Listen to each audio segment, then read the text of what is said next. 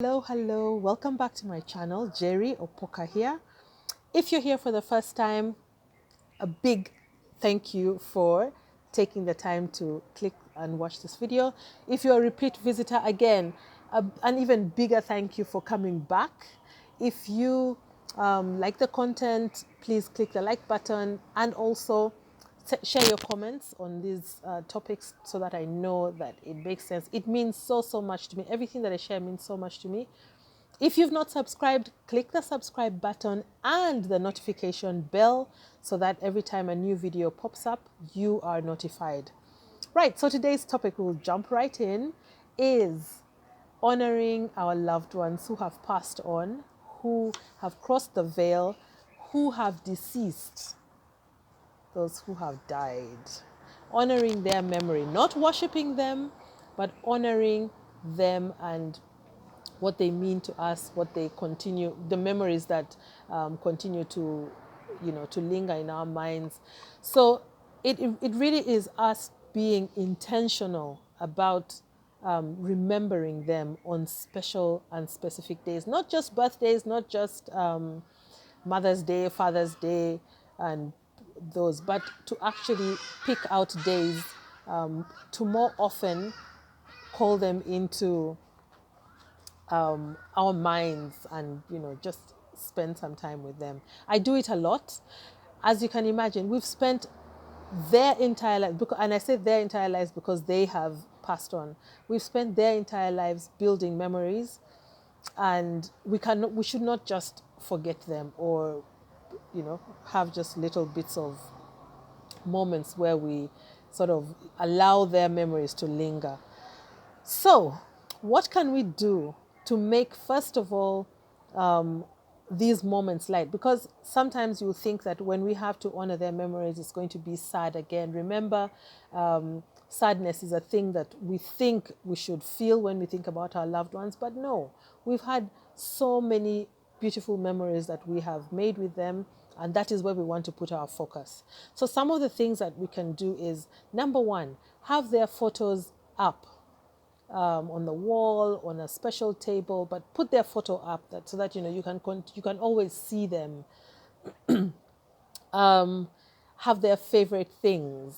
If there's something that they loved, put it up either near their photo. Just find a place to place it so that every time you look at it, you have an even more special connection to them or to their memory at that point when you look at it. It could be their perfume, it could be an item of clothing, it could even be a piece of food that they like. My mom loved tea so much. So I have tea bags, some really cute tea bags near her photo. And for me, that means so much. I also have a pearl necklace of hers that I found. I've got that.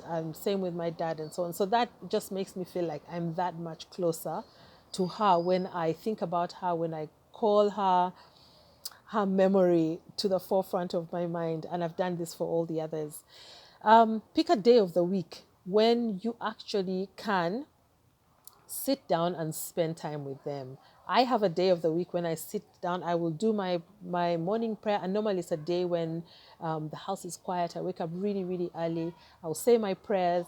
Then I will call my angels, Archangel Michael, to come and stand guard just in case, like some loose, I don't know, but I just always like to call Archangel Michael to be in my space.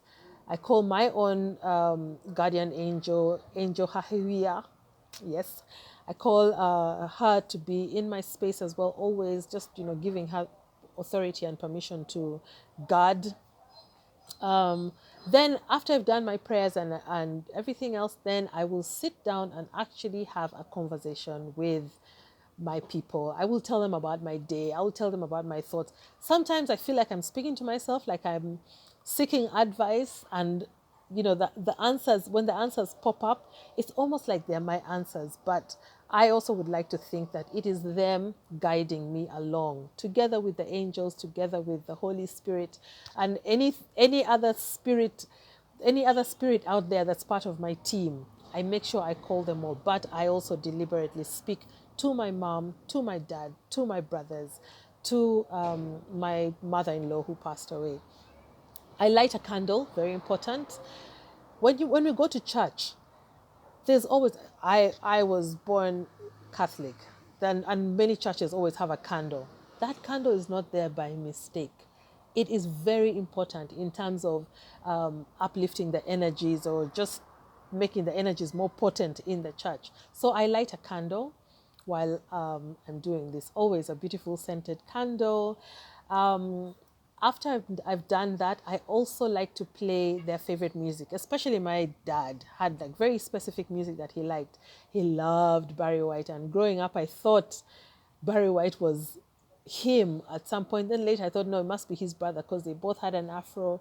He really loved him a lot. So I'll play his music on that day. My mom loved two. She was in love with Kanda Bongo Man and Michael Bolton. She would always just get all floaty when Michael Bolton sang. So I like to play their music in memory of my parents. My brothers were all over the place, but I find ways to make their moments special when I speak to them. I get the family to gather around. Now, this, for me, in my home, I will do that every once in a while. But if it was somebody who passed away from our home, and if it's somebody who's passed away from inside the home, I think it's very important to have these moments to sit down and just kind of talk about what we are feeling, what their memory means to us, kind of bring out the funny things that the person used to do or say, or the little irritating things that we all knew them for, and just make light of it and just get everyone to talk and laugh and put their feelings out there, because that also is when you will know that one particular person in the family doesn't want to speak. Maybe they're having a harder time, or someone else is, needs a bit more help or support. So it's very important that we kind of demystify whatever it is that we've been taught about death and the deceased in those moments when we sit down and sort of honor the person. The other thing that's very important is to say a prayer for them. After we've done all this, nice, fun, light stuff, just hold hands together and say a prayer for their soul, that they continue to rest in peace. Although I don't think they're resting. I think they're really just bouncing around all over the galaxy, in their newfound freedom outside of the physical body that kind of keeps us, where the body is. So I think that that's where they are. So why do we do this again? This is to keep the memory alive, and the good memories, not the ones that we sit with that make us sad, because we always feel at some point, oh, I wish they were here, and I remember they used to do this, now I feel so sad that they're away. So that just helps us keep their memory alive. It helps us deal with emotions, as I've said, or unresolved pain that we can resolve when we are together, when we come together for these sessions, and to just bring healing as a group, as a collective, as a family, to just bring healing to that space, even just to an individual when you're by yourself. The things that you want to say them at that time. Things that you feel unresolved, like I feel like I still had things to say to this person, say them at that time. So that's what I wanted to share today. Again, comment, like, very important. Click the subscribe button and notification so that you get more videos. Thank you.